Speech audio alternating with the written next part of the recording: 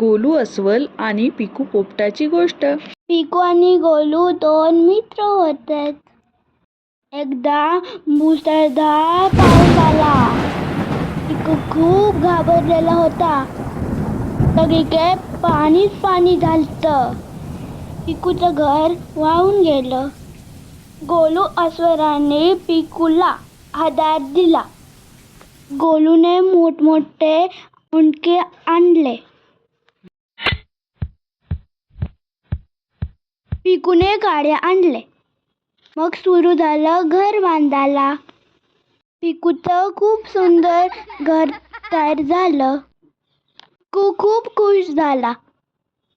गोलूने त्याला मध खायला दिला. दोघी खूप खुश झाले. संकटकाळी जो मदत करतो तो खरा मित्र.